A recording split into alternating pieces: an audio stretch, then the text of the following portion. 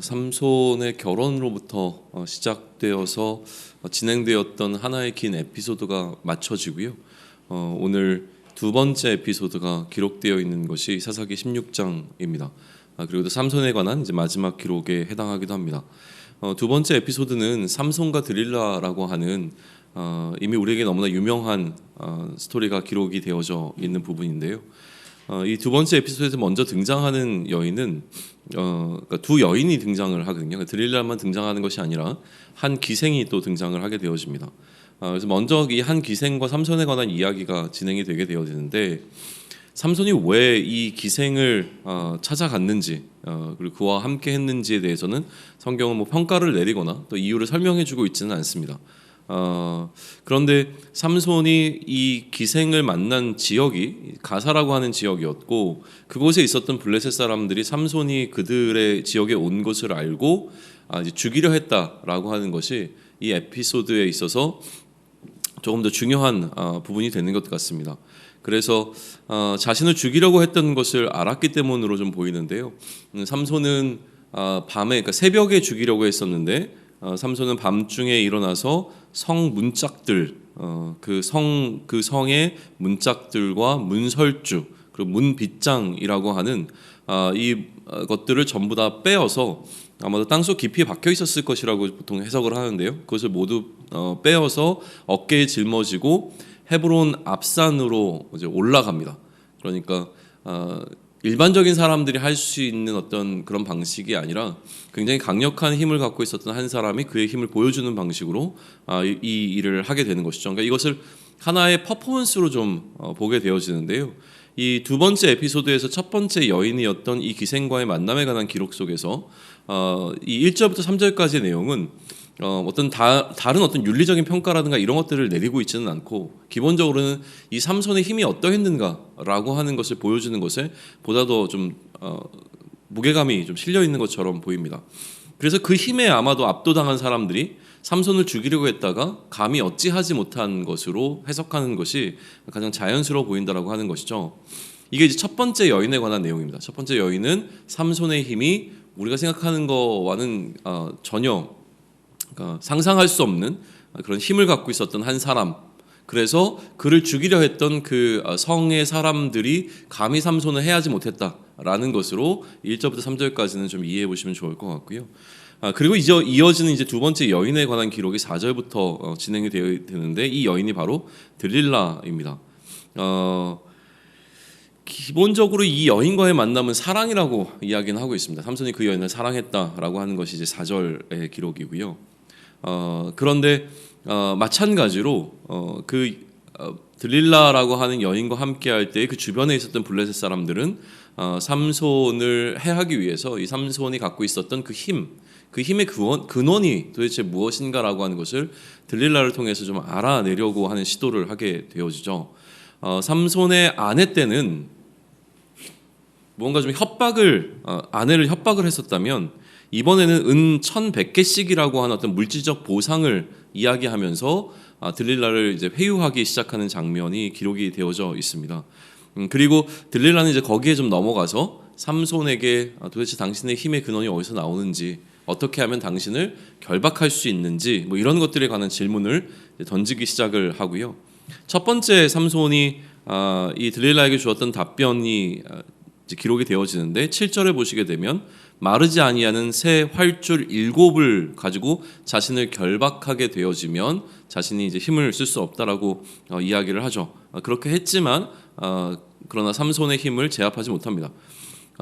굉장히 마음이 상했던 드릴라는 다시 삼손에게 질문을 하고, 두 번째 삼손이 해준 답변은 무엇이었냐면 11절에 보시게 되면 쓰지 아니한 새 밧줄로 자신을 이제 동여매면 자신을 결박할 수 있다라고 이야기를 해서 그렇게 했지만 또 그것도 성공하지 못합니다.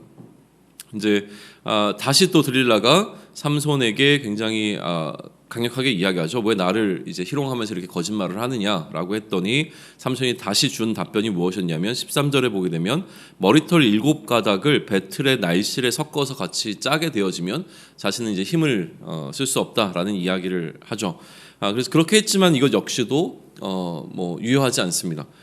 그래서 드릴라는 계속 자신을 사랑하는 삼손의 마음을 가지고서 당신이 나를 사랑한다면 어떻게 나에게 이럴 수가 있느냐라는 것으로 매번 조르기 시작하고 그것 때문에 삼손은 굉장히 마음이 근심하게 되어집니다.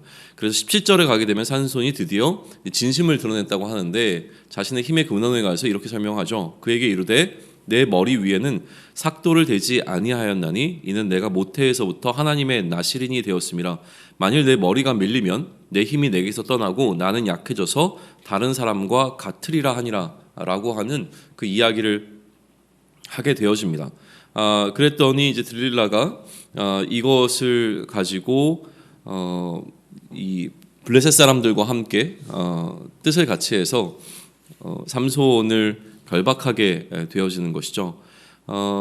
이 일이 있을 때 여호와께서 삼손을 떠나셨다라고 하는 기록이 등장을 하게 되어집니다. 삼손이 전과 같이 잠에서 깨어서 자신이 결박한 것을 풀어버리려고 했지만 20절에 보게 되면 여호와께서 이미 자신을 떠나신 줄을 깨닫지 못하였더라라고 하는 것은 무엇이냐면 그 하나님께서 그에게 부어주신 특별한 그 힘의 능력이 나타나지 않았다라고 하는 사실을 보여주고 있는 거예요. 그리고 이제 삼손에게 일어난 이 일이 21절에 기록되어 있는데 좀 잔인하죠. 블레셋 사람들이 그를 잡아서 그의 눈을 빼고 끌고 가서 놋줄로 매고 그에게 옥에서 맷돌을 돌리게 하는 일을 맡깁니다. 이게 이제 삼손에게 처한 새로운 운명이 되어지는 것인데, 그리고 22절이 연이어서 기록되면서 뭐라고 기록되냐면 그의 머리털이 밀린 후에 다시 자라기 시작하니라라고 되어 있습니다. 그러니까 이 부분에 대한 이제 해석은 조금 이따 다시 한번 이야기하기로 하고요. 머리가 잘려진 삼손은 힘을 잃었고 하나님께서 자신을 떠났다는 사실을 이제 그때서야 깨닫게 되어지고, 그리고 힘을 잃어버린 삼손은 블레셋 사람들의 손에 잡혀서 눈을 잃어버린 채 옥에 갇혀서 맷돌을 돌리는 그 상황에 처해 있었다라고 하는 것이 삼손에게 일어난 일이라고 하는 것이죠. 삼손을 결박했던 블레셋 사람들은 축제를 벌이기 시작합니다. 그들이 섬겼던 신에게 그 신전에서 큰 제사를 드리고 즐거워하는 일을 이제 행하기 시작하는데, 그때 삼손을 불러다가 그들의 어떤 즐거움을 위해서 조롱거리로 만들어 버립니다. 그러자 이제 삼손이 이제 요구를 하죠. 제주를 좀 부렸다라고 표현이 되어지는데, 아마 이 제주를 부리는 것이 연장선에서 삼손이 요청한 것이 무엇이었냐면 자신을 이제 이 집을 버티고 있는 기둥을 찾아서 그것을 좀 의지하게 하라라고 되어 있었고, 그래서 삼손의 이제 마지막 기도가 등장하는데 그 28절입니다. 삼손이 여호와께 부르짖어 이르되 주 여호와여 구하옵나니 나를 생각하옵소서. 하나님이여 구하옵나니 이번만 나를 강하게 하사 나의 눈을 뺀 블레셋 사람에게 원수를 단번에 갚게 하옵소서라고 하는 기도를 합니다. 사실은 이제 자신의 어떤 복수를 위해서 하나님께 기도를 하고, 집을 버틴 두 기둥, 한쪽은 왼손으로 한쪽은 오른손으로 껴안고 의지해서 그 집을 이제 기둥을 무너뜨리는 것을 통해서 집을 무너뜨려 버리죠. 그리고 이 30절의 기록을 보게 되면 이때에 죽게 된, 삼손과 함께 죽음을 맞이하게 된 사람의 숫자가 3,000명 일 것으로 좀 보는데, 왜냐하면 그곳에 모여 있었던 사람들이 3,000명 정도가 모여 있었다라고 되어 있거든요. 그렇기 때문에 이제 3,000명 이상의 사람들이 이때 이제 죽음을 맞이했을 것이라고 해석이 되어지는데, 삼손이 죽을 때 자기가 살아 있을 때 죽인 자보다 훨씬 더 많은 사람을 죽이게 되었다라고 하는 이제 평가가 기록되어 있습니다. 그리고 31절은 마지막 이 삼손의 이야기의 결말이죠. 그의 아버지가 와서 그의 시체를 가지고 와서 장사했다라는 것, 그리고 삼손이 이스라엘을 사사로 20년 동안 다스렸었다라고 하는 이 기록을 통해서 오늘 16장은 이렇게 마무리가 되어집니다. 자, 그러면 이제 16장에 담겨 있는 이 삼손의 스토리를 통해서 우리는 어떻게 이곳에 담겨 있는 메시지를 좀 고민해 볼 것인가라고 하는 것인데, 16장을 묵상할 때에 기본적으로 두 여인이 등장하는 이 두 번째 에피소드는 그의 아내를 중심으로 펼쳐졌던 첫 번째 에피소드와 나름대로 병행을 통해서 읽게 되어집니다. 의도가 있었던 없었던 여인이라고 하는 어떤 대상을 통해서 삼손과의 관계 속에서 일어나고 있는, 이렇게 좀 기록하고 있는 세 가지 에피소드가 우리 앞에 놓여 있는 것이죠. 아내와 또 기생과 드릴라라고 하는 세 여인의 어떤 사건들을 기록해 내고 있는 것이죠.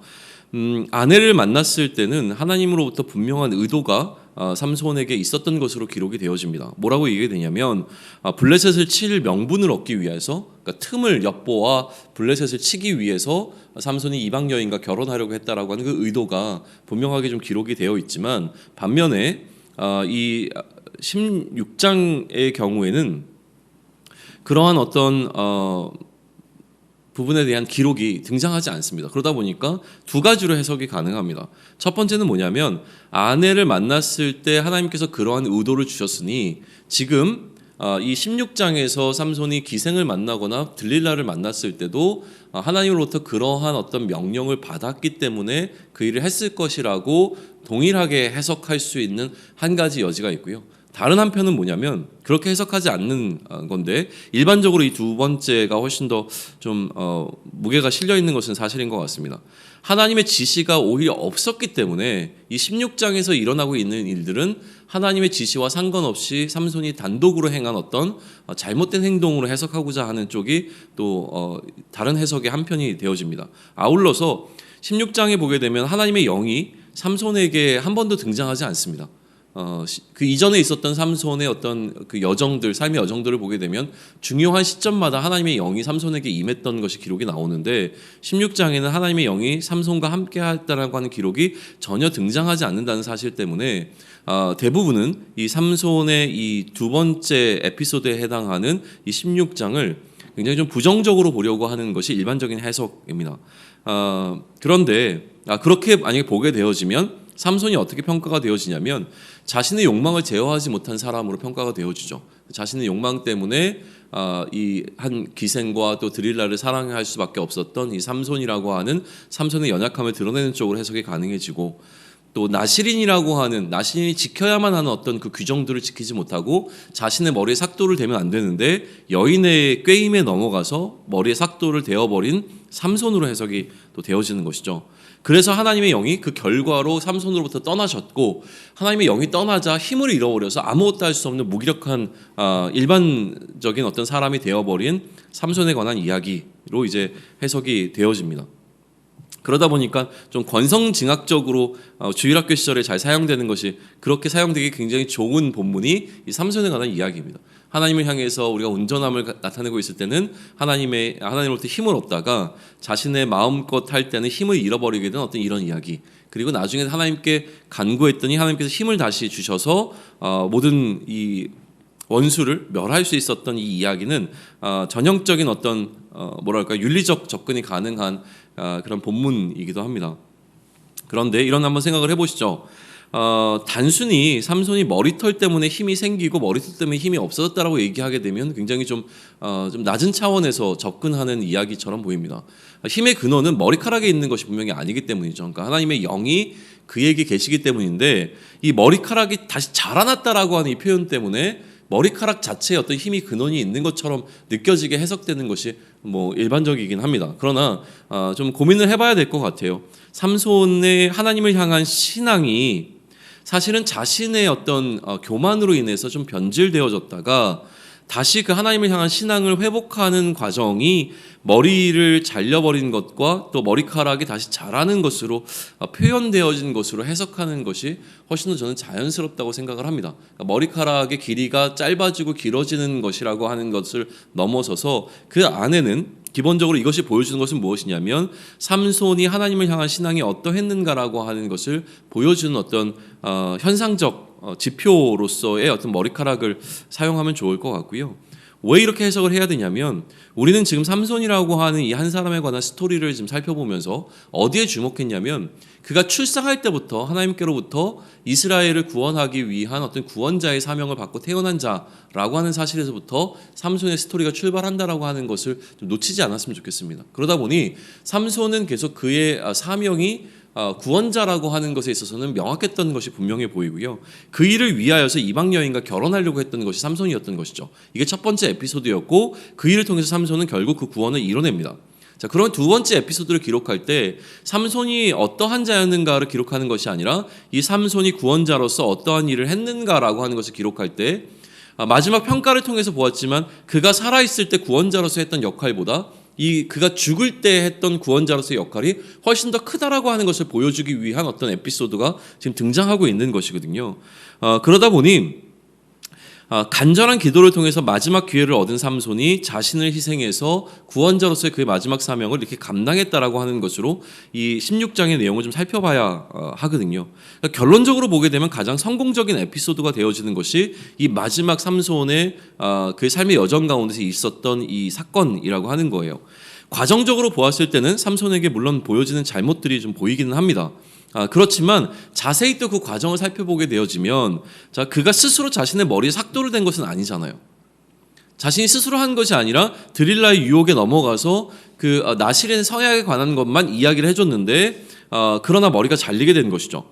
그러니까 그런 의미에서 보게 되면 자신이 스스로 머리에 삭도를 댄 것이 아니기 때문에 과연 삼손에게 우리가 과도하게 그의 잘못을 지적할 필요가 있을까라고 하는 것은 조금 더 깊이 묵상해 보시면 좋을 것 같습니다. 그런데 여기에 우리가 더해서 질문을 좀 묵상하면서 질문을 던져봐야 될 것은 무엇이냐면 저는 이 부분이라고 생각을 하는데 삼손은 그 첫 번째 에피소드가 있고 난 이후에 왜 아버지의 집으로 돌아가지 아니하고 여전히 블레셋 사람들이 모여있는 그 지역을 기웃거리면서 그곳에서 여인들을 만나서 지내려고 했을까라고 하는 이 부분이에요. 여기에 대해서 성경은 침묵하고 있는 것이 맞습니다. 그러나 이미 우리는 첫 번째 에피소드 속에서 삼손이 갖고 있었던 그 의도를 알고 있잖아요. 삼손은 계속 어떻게든지 틈을 얻어서 블레셋 사람들을 치려고 하는, 그러니까 구원자로서의 본인의 사명을 어떻게든지 감당하려고 하는 것이 이 삼손 자신의 삶을 이끌어가는 어떤 하나의 삶의 목적과 목표였을 것이 너무나 분명하다는 것이죠. 그러니 지금 삼손이 단순히 어떤 여인에 대한 욕망으로 그것을 해결하기 위해서 자꾸 이 블레셋 사람들의 마을을 기웃거리는 것으로 보기에는 너무 그러니까 해석이 안 되는 부분이 많다는 거죠. 그럼 삼손은 어떻게 봐야 되냐면 여전히 기회를 엿보고 있는 겁니다. 근데 기회를 엿보고 있는데 그가 그곳에, 그러니까 그를 미워하는 대적들, 언제부터 안 좋았냐면 그 결혼식 이후에 그가 블레셋 사람들에게 물질적 해를 입혔잖아요. 여우의 꼬리에다가 불을 붙여가지고 그들의 재산을 전부 다 이제 불태워버리는, 그래서 피해를 주는 것부터 시작해서 블레셋 사람들과의 관계가 굉장히 불편해지기 시작했는데 블레셋 사람들은 삼손을 눈의 가시처럼 여겼겠죠. 그를 좋아하지 않았을 것이 너무나 분명합니다. 그러니까 블레셋 사람들은 기회만 얻으면 삼손을 죽이려고 하거나 삼손에게 해를 입히려고 했는데 삼손이 어떤 사람이었냐면 그들의 성문을 전부 다 이제 끄집어내가지고 짊어지고 등산을 할 수 있을 정도의 굉장히 강력한 힘을 갖고 있었던 한 사람이었기 때문에 어찌하지 못했던 거죠. 어떻게든지 해보려고 하는데 어찌하지 못해서 계속 이 불편한 관계가 블레셋 사람들과 삼손 사이에 있었을 것이고, 그럼에도 불구하고 삼손이 자신을 해하려는 사람들의 그 중심에서 계속 거하면서 자신의 생명을 유지할 수 있었던 유일한 이유는 무엇이냐면 그의 힘 때문이죠. 삼손에겐 두려움이 없었던 거예요. 아무리 자신을 해하려고 하는 사람들이 얼마나 많은 사람들이 오더라도 자신이 다 이길 수 있다는 자신감을 가지고 그는 블레셋 사람, 어떻게 보면 적군의 한가운데서 살았던 것이 분명합니다. 그러면 이것을 어떻게 해석할 수 있냐면 블레셋 사람들이 이스라엘을 괴롭히는 상황이 아니라요, 오히려 지금 삼손이 블레셋 사람들을 괴롭히고 있는 상황입니다. 삼손이 블레셋 사람들 사이에 거하는 것만으로도 그들 가운데 불편함이 있어요. 그런데 이 삼손이 누구입니까? 사사잖아요. 이스라엘의 지도자란 말이에요. 이스라엘의 통치자가 이스라엘에 머물고 있는 것이 아니라 어디 머물고 있냐면 이스라엘의 적군인 블레셋 한가운데 지금 머물고 있는 상황이 되어진다라고 하는 것은 어떻게 보면 지금 이스라엘이 블레셋을 통치하고 있는 상황이 되는 거잖아요. 그러니까 블레셋 사람들은 어떻게 하든지 삼손을 제거해야죠. 그래서 그들의 입장에서 보게 되면 그들이 삼손의 어떤 그 다스림 안에 놓여 있는 것 같은 이런 상황 가운데서 그들이 독립을 쟁취하기 위해선 오히려 삼손을 죽여야만 하는 겁니다. 그러니까 그렇게 일어났기 때문에 이들은 길을 쓰고 지금 기생의 때든지 들릴라의 때에든지 어떻게든지 삼손을 결박해서 그를 정복하려고 했던 그 시도를 할 수밖에 없는 것이죠. 그러니까 삼손을 결박했을 때 그들에게는, 블레셋 사람들에게는 이것이 전쟁의 승리와 같은 의미로 다가왔고요. 그래서 축제를 벌이게 된 겁니다. 어디 가서 축제를 벌였냐면 그 당시에 전쟁이라고 하는 것은 신들의 전쟁이었거든요. 그들이 섬기고 있는 신과 또 삼손이 섬기고 있는 하나님이라고 하는 이 두 신의 싸움 가운데서 자신들의 신이 승리한 것으로 여겼기 때문에 신전으로 찾아가 그곳에서 축제를 벌이고 있는 상황으로 이제 해석을 하는 것이 훨씬 더 자연스럽다라고 하는 거예요. 그러니 그 신전 가운데서 이 블레셋의 신을 찬양하고 축제하는 자리에 조롱거리로 끌려갔던 삼손이 사실은 자신에 대한 어떤 복수를 하나님께 간구하고 있지만 그 간구 자체에 담겨 있는 것은 무엇이냐면 하나님을 향한 간구이고 하나님과 이방 신의 어떤 이 사이가 자신이 조롱당하는 것뿐만이 아니라 자신의 신인 하나님이 조롱당하는 그 상황 가운데 하나님께 마지막 간구를 드리고 자신의 마지막 사명을 그렇게 감당한 것으로 삼손의 에피소드를 좀 묵상해 보시면 좋겠다라고 하는 것을 제안을 드리는 거예요. 그러면 이 사건은 우리에게 이렇게 다가오기 시작합니다. 우리 역시 삼손과 마찬가지로 구원자라고 하는 이 사명을 우리가 그리스도 참된 구원자이신 그리스도로부터 받았죠. 그래서 다른 사람에게 구원이 흘러가도록 하는 그 역할을 감당하는 것이 우리에게 주어진 사명입니다. 이 땅을 살아가는 우리의 사명은 이 땅에서 우리의 행복을 추구하는 것이 아니라 우리가 받은 이 구원을 다른 사람에게 흘려보내기 위한, 그래서 여전히 죄와 사망 가운데 놓여있는 이들을 구원하는 역할을 우리에게 그리스도께서 부여하셨다는 사실을 우리는 계속 묵상해 왔습니다. 그렇기 때문에 그러한 사명을 감당하는 자로서 삼손의 이야기와 우리의 삶을 매칭시킬 때 첫 번째 에피소드보다는 오히려 이 두 번째 에피소드가 우리에게 훨씬 더 좀 가깝게 다가올 수 있는 내용입니다. 왜냐하면 우리는 이 사명을 감당하다가 유혹에 넘어가기도 하고요. 또한 무기력을 경험하게 되는 순간들을 맞이하기도 합니다. 그러나 결국 승리케 하시는 하나님의 일하심을 맛보게 될 것이라고 하는 차원에서 이 두 번째 에피소드가 우리에게 주는 굉장히 좋은 어떤 뭐랄까요? 그 영향력이 있습니다. 그런데 이 두 번째 에피소드의 핵심은 무엇이냐면 다시 한번 보시면 좋겠는데 이 삼손의 기도에 있습니다. 28절인데요. 28절을 다시 한번 같이 읽으면 좋겠습니다. 함께 있습니다. 삼손이 여호와께 부르짖어 이르되 주 여호와여 구하옵나니 나를 생각하옵소서. 하나님이여 구하옵나니 이번만 나를 강하게 하사 나의 두 눈을 뺀 블레셋 사람에게 원수를 단번에 갚게 하옵소서 하고 라고 기록되어 있습니다. 삼손의 기도의 핵심은 이번만 나를 강하게 하사입니다. 이건 죽음을 결단한 삼손의 각오인 것이죠. 이번만 마지막이 될 이 한 번을 삼손은 하나님께 기도하고 있습니다. 이번만 나를 강하게 하사. 그러니까 이 간절함으로 나의 연약함을 하나님께서 용서해 주시고 한 번 더 기회를 주실 것을 기도하는 삼손의 기도인 것이죠. 이번만 나를 강하게 하사. 세상에서 조롱거리가 되어져 있는 삼손입니다. 그렇다면 세상에서 조롱거리가 되어진 나라고 하는 존재를 우리는 다시 한번 생각해 볼 수 있습니다. 나의 연약함 때문에, 나의 부족함 때문에 우리는 때로는 세상 가운데서 조롱거리가 되어지는 상황 가운데 놓이게 되는 경우가 있다는 것이죠. 하나님을 의지하며 그 믿음으로 살아왔던 우리의 여정 가운데서 때로는 그 여정 가운데 우리가 사명을 감당하기 위해서 이렇게 저렇게 나름대로 애써 왔지만 그럼에도 불구하고 특별한 상황 가운데서 삼손이 그의 힘을 잃어버리게 된 것과 마찬가지로 우리는 세상에서 조롱거리가 되어지고 때로는 하나님께서 나와 함께 하시지 않는 것 같은 하나님의 부재를 경험하게 되는 순간들이 찾아온다라고 하는 거예요. 하나님이 나와 과연 함께 하시는가를 의심할 정도로 절박한 또 안타까운 상황 가운데 우리가 놓이게 되었을 때에 우리는 그 상황 가운데 참 많은 것들을 생각하게 되어집니다.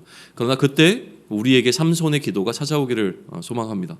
하나님 이번만 나를 강하게 하사 하나님께서 나에게 힘을 더하여 주시옵소서라고 하는 이 기도를 통해서 결국 블레셋 사람들의 가장 그 중심이 되어지는 그 신전에서 하나님의 승리를 나타냈던 삼손의 삶과 마찬가지로 세상 가운데서 조롱받고 있는 우리의 삶이 이번만 하나님께서 나를 강하게 하신다면 세상의 중심에서 그 하나님의 승리를 드러낼 수 있는 그 사명을 잘 감당할 수 있을 거라고 하는 확신을 주는 본문이 바로 16장이라고 하는 사실입니다. 사사기 16장이 우리에게 그런 의미로 다가와서 세상의 중심에서 그리스도의 승리를 선포할 수 있는 저와 여러분이 되기를 또 그러한 오늘이 되기를 소원합니다. 아멘.